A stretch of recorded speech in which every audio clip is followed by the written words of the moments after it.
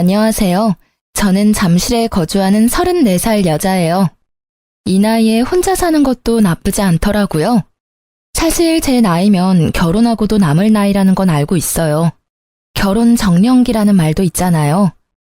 여자들이라면 공감하지 않을까요? 여자 나이 30살이 넘어가면 결혼을 생각해봐야 한다고 주변에서 결혼 얘기도 많이 들려오고 청첩장도 많이 받고 하니까 아무래도 결혼과 가까워질 수밖에 없더라고요. 저도 한번 결혼한 경력이 있는데요. 결혼을 경력이라고 해도 될진 모르겠는데 지금은 이혼했어요. 저도 주변에서 다들 결혼하니까 마음이 점점 조급해지기도 했어요. 그래서 했던 것도 없지 않아 있죠. 얼마 전에 제가 가지고 있던 똥차를 벤츠인 줄 알고 뺏어간 사람이 이제야 알았는지 연락이 왔었는데요. 정말 묵은 때를 벗긴 상쾌한 그 기분, 다들 아시죠? 제가 그 기분을 느꼈잖아요. 이걸 사람들에게 자랑하고 싶은데 같이 일하는 선배가 알려줘서 이렇게 많은 사람에게 제 이야기를 해보려 합니다. 안 그래도 팍팍한 사회에 웃을 일이 없다고 하던데 제 사연으로 여러분에게 웃음을 선사할 테니 끝까지 집중해서 들어주세요. 언제까지 울기만 할 거예요. 저 그렇게 한가한 사람 아니거든요. 잠깐만요. 언니, 저 언니한테 사과하려고 언니 부른 거예요. 남편도 제가 언니 만나러 온 줄 몰라요. 제가 생각이 짧았어요. 이래서 남의 손 탄 사람은 뺏는 게 아니라고 했는데 미안해요. 이제 와서 나한테 사과한다고 달라지는 건 아무것도 없을 텐데 이러는 이유가 뭐죠? 그쪽 남편이랑 이혼하고 싶어서 저한테 찾아왔어요? 정말 저한테 해결책이 있다고 생각한 거예요? 그냥 힘드니까 언니 생각이 났어요. 언니만이 제 마음을 이해해줄 수 있으니까요. 가끔 이렇게 만나서 제 사정만 들어주시면 안 될까요? 이렇게 부탁할게요. 이게 대체 무슨 상황인지 궁금하시죠? 저를 찾아와서 언니라고 친한 척하며 눈물 콧물 질질 짜고 사과하는 사람은 바로 제 남편과 바람난 상간녀랍니다. 상간녀가 본인이 먼저 저를 찾고 이렇게까지 사과하는 게 신기하다고요? 이 얘기를 하려면 남편과 결혼 생활하던 2년 전쯤으로 돌아가야겠네요. 제가 남편과 결혼했을 때 집안 공기가 묘하게 바뀌는 걸 나중에서야 알았는데요. 시어머니와 남편은 시아버지 앞에서는 꼼짝도 못하더라고요. 시댁의 기둥은 시부였죠. 어쩐지 시댁에 처음 인사하러 갔을 당시에 시모 눈빛은 제가 크게 마음에 안 드는 것 같은데 말과 행동은 사근사근하게 구니까 뭐가 진짜인지 헷갈렸었거든요. 그게 다 시부 앞이라 그랬던 거였더라고요. 아무튼 시모는 시부가 없는 시간에만 교묘하게 저를 괴롭혔어요. 예, 너 오늘 쉬는 날이라면서? 쉬는 날이면 째깍째깍 시댁에 와야지. 내가 이런 사소한 일까지 알려줘야 하니? 어쩜 이렇게 손이 많이 가는 애가 며느리로 왔는지 참. 저 양반은 그저 일하는 사람이라면 두 팔 벌려 환영하는 버릇 좀 고쳐야 해. 시어머니는 제게 시부욕을 스스럼없이 하셨는데 처음 이런 얘기를 들었을 때 얼마나 당황했는지 몰라요. 얼른 시댁으로 오라고 불효령을 하시곤 전화를 끊으셨거든요. 시아버지는 숙박 사업을 하시는 분이라 일주일 내내 회사로 출근하셔서 시댁엔 거의 시모 혼자 있었죠. 남편은 시부 회사에서 일을 배우고 있었고요. 저는 호텔리어라 주로 휴무날이 주말이 아닌 평일이거든요. 그런데 시모가 절 부르는 날마다 제 휴무날인 게 이상하더라고요. 아들한테 물어보면 다 알려주니까. 행여나 너 나한테 거짓말할 생각 마라. 넌 내 손바닥 아니야. 네가 아무리 발버둥 쳐봐라 내 눈 밖에서 벗어날 수 있나. 가서 배고프니까 밥이나 좀 차려와. 난 맨날 네 시아비 아침 저녁 차리느라 낮엔 꼼짝도 하기 싫다. 어머님, 제가 집에서 쉬는 사람도 아니고 저도 일주일에 이틀 쉬는데 저도 쉬고 싶어요. 이럴 거면 제가 이모님이라도 불러드릴까요? 어젠 야간 근무여서 잠도 얼마 못 잤다고요. 이모님은 무슨, 그럴 돈 있으면 나한테나 줘봐라. 그리고 그런 사람 부르면 네 시아비가 가만히 있겠어? 무슨 돈으로 불렀냐부터 시작해서 잔소리란 잔소리는 다 알 텐데 그 잔소리를 네가 듣겠니? 내가 듣지. 넌 나이도 젊은 게 잠이 부족해서 되겠니? 운동 좀 해. 시모는 이렇게 시아버지가 없을 때면 저를 식모처럼 부려먹을 생각만 하고 사셨나 봐요. 본인 밥 차려오라는 건 애교 수준일 만큼 시어머니의 시집살이는 날이 갈수록 심해졌거든요. 하루는 비가 추적추적 내리는 날이었는데 날씨는 전혀 상관이 없어요. 시모는 또 저를 시댁으로 불렀죠. 마당에 잔디가 많은데 비가 오면 저 잔디들이 더 크고 튼튼하게 자랄 거 아니야. 난 쭈그리고 앉으면 무릎이 쑤시고 비 오니까 허리 아파서 못하겠으니 네가 나가서 잔디 좀 뽑아라. 네? 비 오는데 잔디를 어떻게 뽑아요? 그리고 아버님이 잔디 깎는 기계 사들인 걸로 알고 있는데 비 그치면 제가 기계로 다 깎을게요. 오늘은 날씨가 이래서 못해요. 저도 못한다고요. 젊은 애가 못하는 게 어딨어? 넌 회사에서도 상사가 일 시키면 못하겠다고 이러니? 네 시아비가 시킨 일이니까 잔말 말고 해. 안 해놓고 있다가 그 양반 퇴근하고 오면 또 나만 혼나잖아. 참, 기계로 밀면 얼마 못 가서 바로 자라니까 직접 네 손으로 하나하나 뿌리까지 확실히 뽑아야 한다. 시모는 자기가 해야 하는 일을 보란 듯이 저에게 시키고는 했어요. 그러면서 본인은 방에 들어가서 친구와 통화하는 건지 깔깔대는 목소리가 거실까지 들리길래 그 가증스러운 목소리에 열이 끝까지 받더군요. 비옷을 갖춰 입고 마당으로 나갔습니다. 시어머니가 마당 모퉁이에 작은 텃밭을 가꾸시거든요. 저는 속에서 끓어오르는 화를 참지 못하고 시모가 텃밭에 열심히 심어놓은 상추, 쪽파, 방울토마토 싹을 전부 다 뽑아서 텃밭을 흐트려 놓고는 몰래 집으로 돌아갔죠. 네, 간단히 말하면 시모 텃밭을 망쳐놓고 도망친 거예요. 왜 그런 말이 있잖아요. 잘하면 잘할수록 내가 할 일은 더 늘어나기 마련이라고. 시모가 딱 그런 부류인 것 같길래 더는 나한테 일 시키지 말라고 제대로 알려줬네요.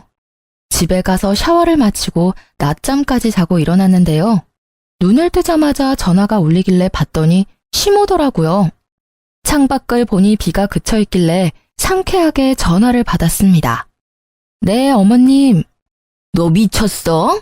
잔디만 뽑으랬더니 내 텃밭에 심은 소중한 우리 애들은 왜 뽑아놓고 지랄이야? 당장 우리 애들 살려내. 내가 힘들게 싹트게 한 내 새끼들 살려놓지 못해? 어머, 제가 그랬나요? 참, 이제야 생각난 건데 제가 식물엔 취약해서 잔디가 어떻게 생겼는지 잘 모르거든요. 다 똑같이 쓸모없는 풀떼기처럼 생겼길래 그것들도 잔디인 줄 알고 뽑아버렸나 보다. 죄송해요. 모르면 물어봤어야지. 너 지금 나 야구를 하고 이러는 거야? 시어미가 며느리한테 일 좀 시켰다고 이래? 제가 그럴 리가 있나요? 그렇게 잘 아시면 어머님이 직접 뽑으시지 그러셨어요. 그랬으면 어머님이 아끼는 소중한 아가들도 지금쯤 더 컸을 텐데. 그러니까 다음부턴 직접 하세요. 시모는 언성을 더 높이면서 욕을 하길래 모른 척하고 그대로 전화를 끊어버렸어요. 그러니까 시모가 저에게 식물과 관련된 일은 절대 다시는 시키지 않는 걸 보고 속으로 얼마나 웃었는지 모르겠네요.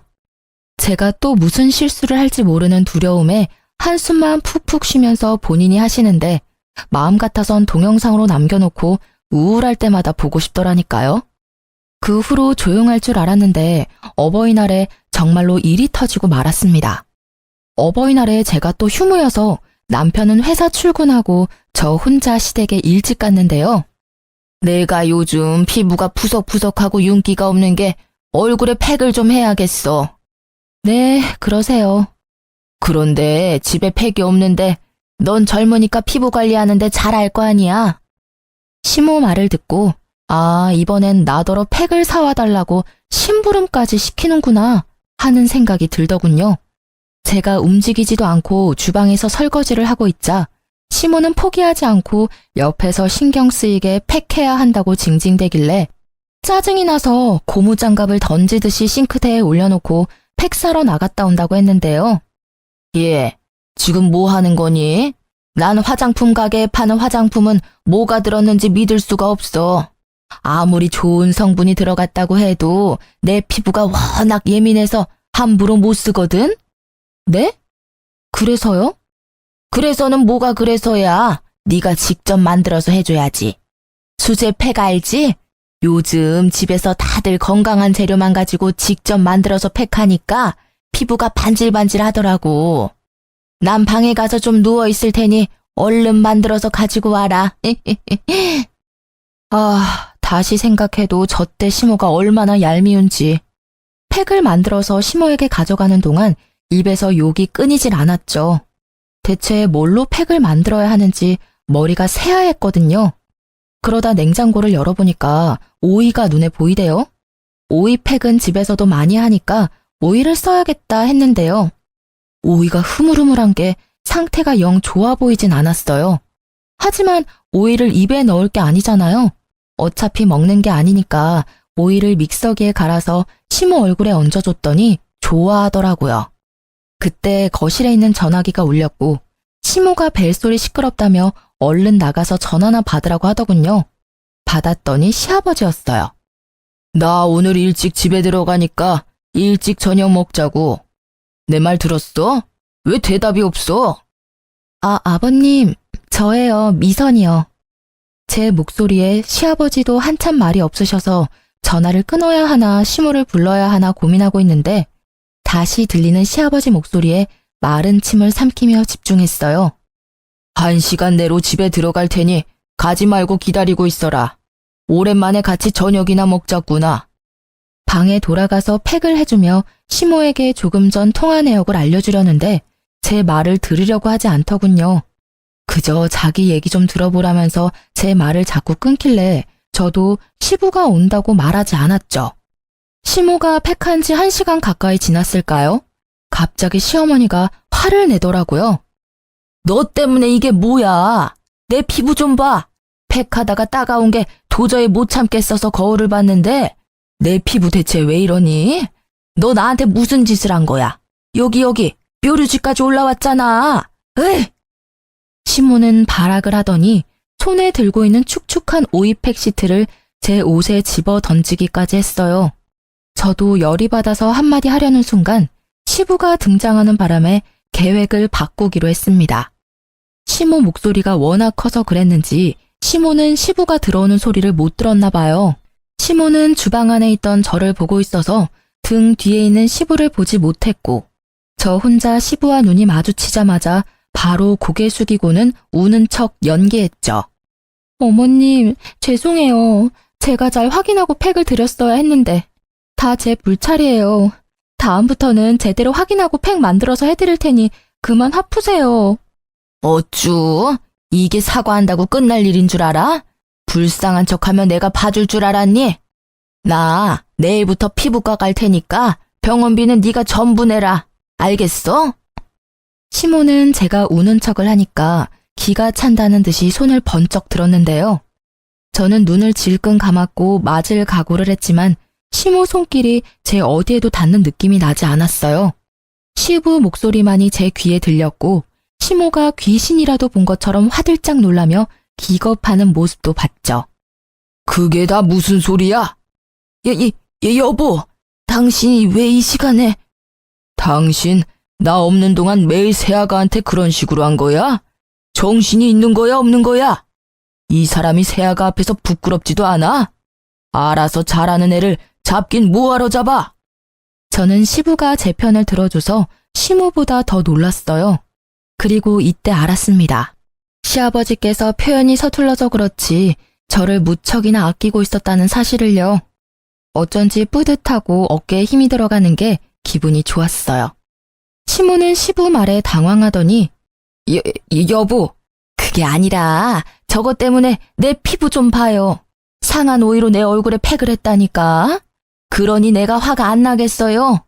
피부는 망가지면 돈이 수백 깨지는 건 기본이라고요. 하다 새아가한테 시중까지 시켰단 말이야? 못났다. 참 사람이 못났어. 쭈글쭈글한 피부에 그깟 팩한다고 당신이 새아가 피부처럼 되는 줄 알아? 정신 좀 차려. 시모는 괜히 한마디 했다가 시아버지께 더 혼이 났고 저는 이때다 싶어서 우는 척 연기하며 시모가 제게 한 짓들을 전부 일러바쳤어요. 시부는 저에게 시모가 조금이라도 일을 시킨다면 바로 자기에게 얘기하라고 끝까지 제 편을 서주시고는 멋있게 방으로 들어가셨습니다. 시모는 그런 시부를 쫓아가셨고요. 저는 그날 이후로 시부 앞에서는 은근히 부탁하는 말투로 시모를 부려먹었죠. 어머님, 젓가락이 떨어졌는데 하나만 가져다 주시면 안 될까요? 어머님이 제일 가까워서요. 넌 손이 없니 발이 없니? 이 사람이 정말. 가져다 주면 될 거 아니에요. 내가 가져다 주려고 했어요. 아유 참, 잠깐만 기다려라. 아, 어머님, 일어나신 김에 시원한 물 한 잔도 부탁드릴게요. 이렇게 제가 시모와 고군분투하는 동안 남편에게 솔직하게 얘기한 적이 있었는데요. 남편은 들은 척도 안 하더라고요. 그저 저만 계속 참으라며 자기 엄마 편만 드는 거 있죠?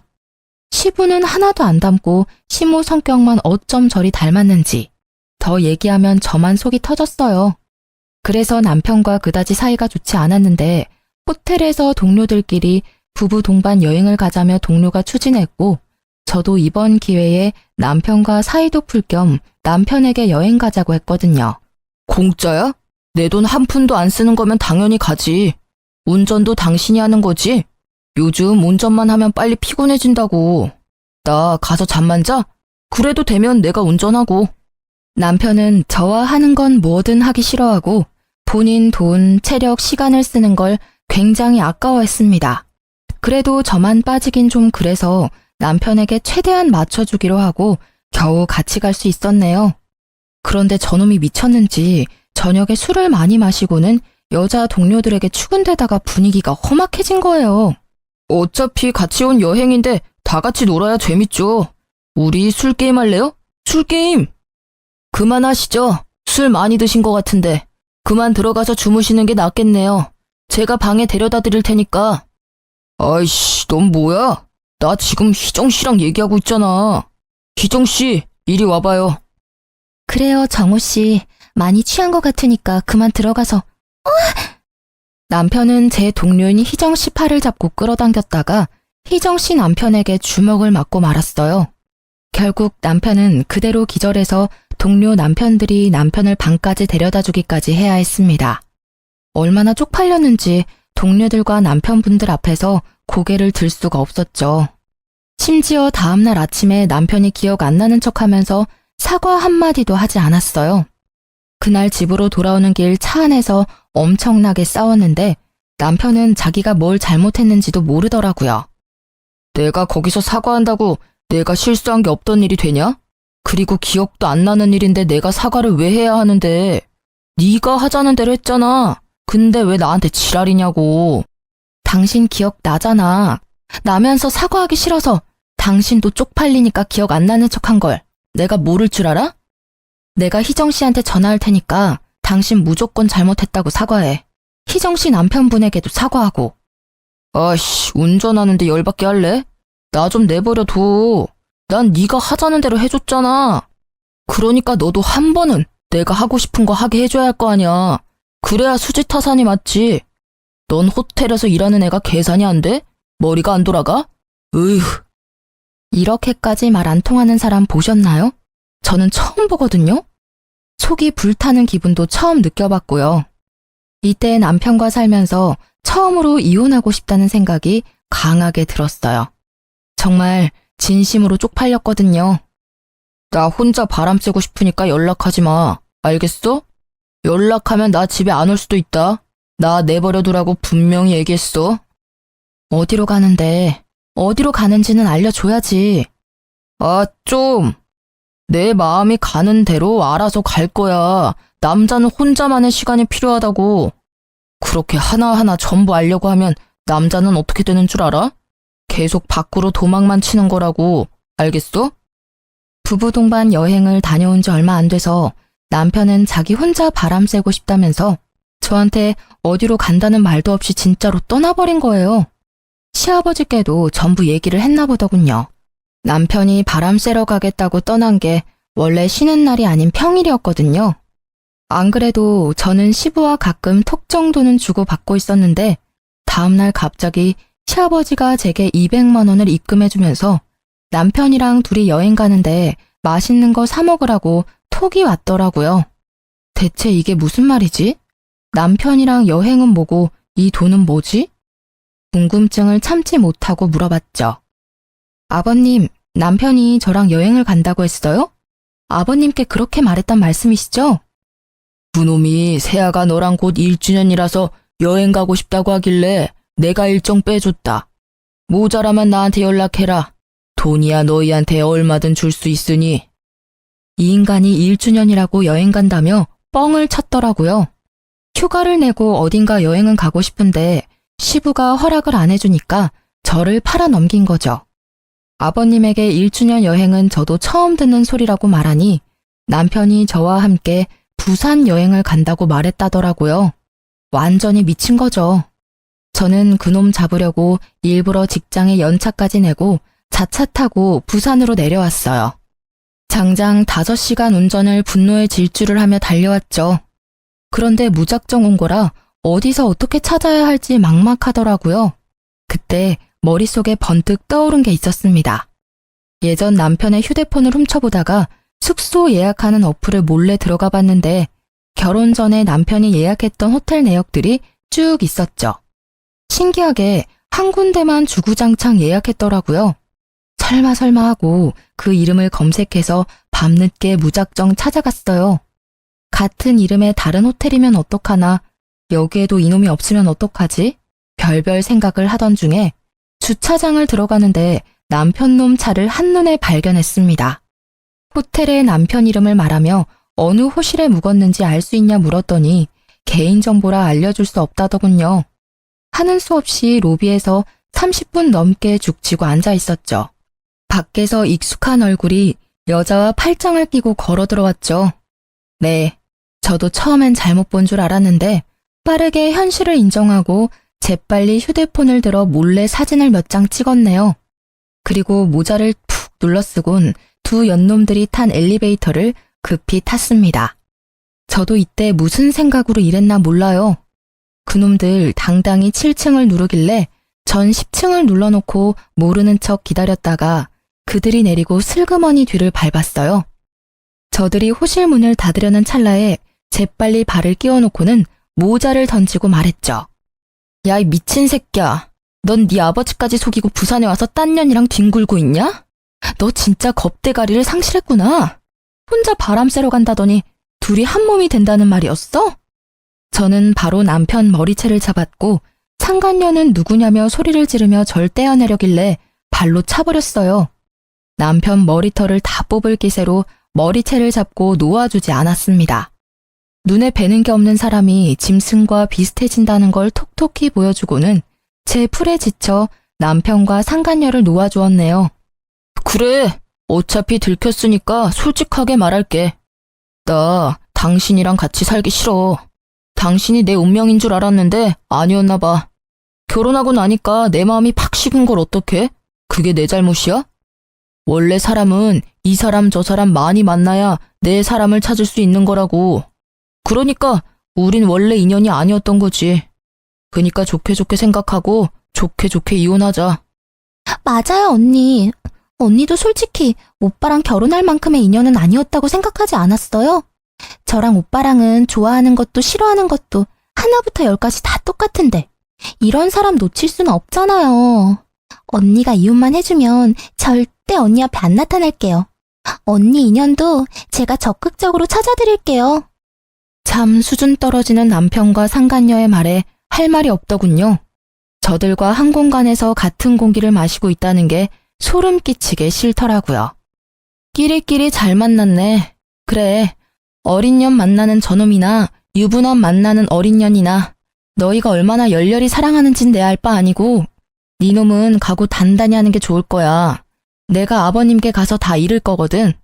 엥? 언니, 유치하게 그게 뭐예요? 오빠 아버지께 말하면 저랑 헤어지게 해준대요? 상간녀는 사태가 심각한 줄도 모르고 쳐웃고 있었는데 남편은 제 말에 얼굴빛이 사색이 됐어요. 그러면서 제 발 아래 넙죽 엎드리면서 제발 아버지께는 성격 차이로 이혼한다고 말해달라 빌기 시작했죠. 상간녀가 남편에게 왜 그러냐고 모양 빠지니까 그만하라고 속닥대는데 남편이 상간녀의 입을 막기 시작했죠. 어쨌든 저는 증거도 수집했고 현장을 적발했으니 이제 남은 건 시부에게 말하는 일만 남았어요. 남편은 다음날 상간녀를 버리고 나왔는지 출근을 했더라고요. 그럼 뭐 하나요? 저는 이미 실시간으로 시부에게 사진을 전달해드렸는걸요.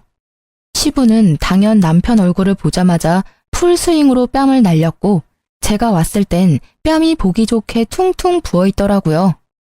네 놈이 감히 새아가를 두고 나한테 거짓말까지 하면서 딴 여자를 만나고 다녔단 말이야? 내 회사에 망신을 주려고 작정을 했구나. 저런 썩을 놈, 지 엄마랑 똑같아서 모자라고 한심한 놈. 내가 널 봐주고 참아준 건 새아가 때문이란 걸 몰랐던 모양이구나. 더는 못 보고 있겠다. 난 더는 널 내 아들이라고 생각하지 않고 평생 너한테 경제적인 지원은 끊겠으니 그딴 식으로 굴 거면 너 알아서 살아. 시부는 남편이 변명할 기회도 주지 않고 막말도 서슴지 않으셨어요. 화가 나니까 정말 무섭더라고요.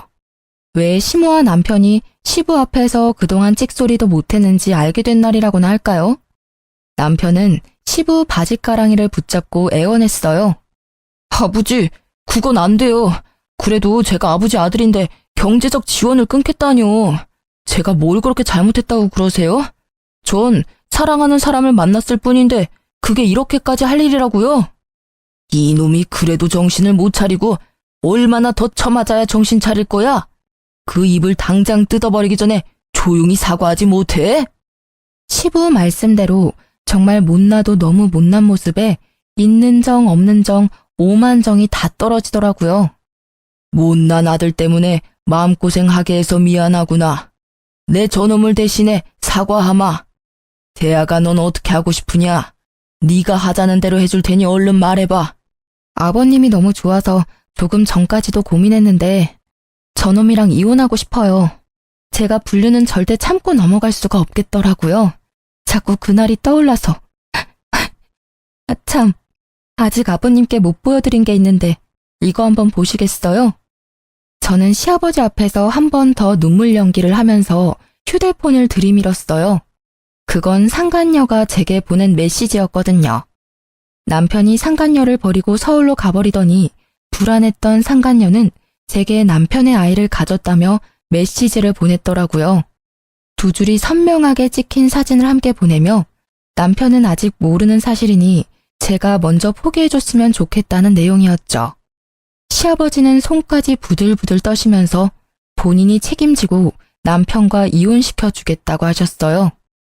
저놈에겐 내 새아가 네 앞에서 약속했듯이 10원 한 장도 지원해주지 않을 생각이다. 그리고 내 회사에서도 아웃이야. 저런 무능력한 놈은 아무리 아들이라고 한들 내가 힘들게 키운 회사를 저딴 놈에게 물려줄 수 없지. 못난 식구들 비위 맞추느라 그간 고생 많았다. 내가 해줄 건 없고 위자료 빵빵하게 챙겨줄 테니 그거라도 받아주겠니? 아버지, 저희 사이에 애도 없는데 그렇게까지 해줘야 해요? 그럼 네가 위자료 줄래? 너 돈 있어? 나한테 위자료 줄 돈 있냐고. 어차피 내가 소송해도 아버님이 줄 돈인데 돈 한 푼 없는 넌 좀 빠지지? 그지 새끼. 아휴. 그렇게 저는 시아버지 도움을 받아 남편과 이혼하게 됐답니다. 살다 보니 별일이 다 있네요. 저도 제 인생에 이혼할 줄은 꿈에도 몰랐는데 역시 사람 사는 게 쉽지 않더라고요. 다들 이런 생각 한 번은 해보고 살지 않나요? 앞날은 모른다고들 하잖아요. 그래도 전 시부와는 종종 연락을 주고받고 있어요. 아버님처럼 좋은 인생 선배를 그딴 놈 때문에 잃기는 싫었거든요. 그렇게 전 남편과 이혼하고 7개월이 지났을 때였는데 모르는 번호로 전화가 와서 받았는데요. 상간녀더라고요. 이 여자가 저한테 볼 일이 뭐가 있어서 연락했는지 궁금해서 만났죠. 언니, 정말 보고 싶어 죽는 줄 알았다고요. 안 만나주면 어쩌나 걱정 많이 했는데 나와줘서 고마워요. 그리고 미안해요. 어떤 말부터 해야 할지 모르겠는데. 상간녀가 저를 보자마자 벌떡 일어나서는 제 손을 붙들고 엉엉 울길래 황당하고 어이가 없었습니다. 붙잡힌 손을 더럽다는 듯이 떨치고는 앉았죠. 근데 전현이 사람을 불러놓고 한참 울기만 하길래 점점 짜증이 나는 게 아니겠어요? 임산부라서 최대한 맞춰주려고 했는데 도무지 입 열 생각이 없어 보여서 짜증낸 거예요. 왜 불렀어요? 나 인내심 그렇게 좋지 않으니까 할 말 있으면 빨리 하세요. 언니, 저 정말 미치겠어요. 아버님은 진짜로 오빠한테 돈 한 푼 안 주시는 거 있죠?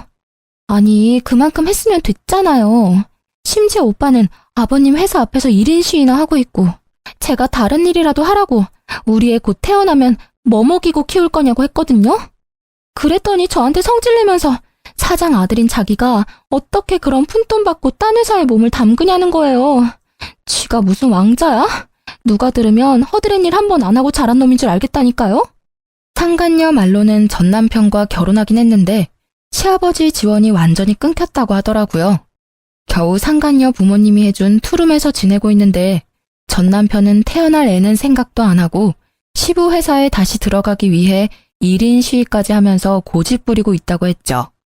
그리고 제 배 보이시죠? 이렇게 배가 불러있는데도 어머님은 저 구박만 하시고 저보고 마당에 있는 잔디를 뽑으래요. 그것도 손으로. 어머님이 언니한테도 그랬어요? 전 진짜 언니보다 이겼다고 생각한 게 남편 핏줄을 가진 거였거든요? 근데 아니었어요. 진짜 승자는 언니였더라고요. 근데 언니도 너무했어요. 왜 저한테 진작 말 안 해줬어요? 그랬으면 이딴 놈이랑 결혼까지는 안 했을 텐데 빨리 얘기 좀 해주지. 내가 그걸 왜 얘기해줘야 하는데요? 남의 남편 뺏어가 놓고 잘 살 수 있을 줄 알았어요? 은근히 욕심이 많은 타입이네. 원래 남의 것 뺏어간 년들은 잘 살 수가 없거든. 왜냐고? 그렇게 만난 것들은 나중에 똑같은 이유로 헤어지게 돼 있으니까. 나한테 좋은 소리 듣자고 만나자고 한 건 아니죠? 할 말 끝났으면 가볼게요. 잠깐만요. 언니, 그 오빠가 그러는데 언니 오빠랑 이혼할 때 돈 받았다면서요? 아버님이 언니한테 위자료 줬다던데 그것도 엄청 많이. 저 그 돈 좀 빌려주면 안 돼요? 곧 우리 아기 태어날 텐데 돈이 없어서 그래요. 언니는 저 이해하니까 빌려주실 거죠? 이게 목적이었어요. 앞에 신세 한타는 미끼였고 최대한 불쌍한 척해서 저한테 돈을 뜯어낼 심산이었나 봐요. 하지만 제가 옛날에 저겠어요? 당연히 거절하려고 했는데 마침 시원한 커피가 나왔길래 직원이 돌아서기도 전에 그 커피를 친절하게 받아서 상간녀 얼굴에 냅다 뿌려버렸습니다. 직원이 깜짝 놀라더군요. 바람 피운 주제에 이혼해달라고 애원해서 해줬더니 이제는 뭐가 억울해서 내 앞에서 그렇게 서럽게 우는 거지? 야, 태어날 애가 너 따위 년처럼 살길 바라지 않으면 지금부터 정신 차리고 똑바로 행동해. 그리고 아버님이 주신 위자료 그거? 그 돈은 네 년이랑 네 남편 놈이 무능해서 아버님이 대신 갚아준 돈이니까 눈독 들이지 마. 알겠니? 이게 대체 무슨 짓이야? 뱃속에 애가 있다고. 너 미쳤어? 끝까지 이기적이네. 난 너 같은 년 보고 싶지 않고 하소연 들어주고 싶지도 않았어. 그러니까 나한테 다시는 연락하지 말고 다시는 호텔 앞으로 찾아오지도 마. 또 찾아온다면 덜 힘들다고 생각하고 니년 식구들에게 자꾸 날 찾아온다고 얘기할 테니까. 몸도 마음도 더 힘들어지면 그땐 날 찾을 기운도 없지 않겠어? 야, 이 미친년아. 나한테 남편 뺏긴 주제에 어디서 잘난 척이야? 내가 너한테 진짜 미안해서 사과한 줄 알아? 돈 받으면 너 같은 건 상종도 안 하려고 그랬다고. 남편 뺏겨서 아직도 나한테 자격지심이라도 남아서 이래? 너 설마 아직도 우리 오빠 좋아하니? 저는 상간녀 말에 참지 못하고 뺨을 날렸어요. 맞을 만한 말만 골라서 하는 것도 재주라면 재주라고 해줘야겠죠? 내가 그딴 똥차를 뭐하러 아직도 좋아하겠어? 네가 대신 걷어가줘서 얼마나 홀가분한데. 너도 그 똥차 처분하고 싶어서 나 찾아왔잖아. 아니야? 근데 어쩌냐? 너도 똥차라서 벤츠는 절대 못 만날 텐데.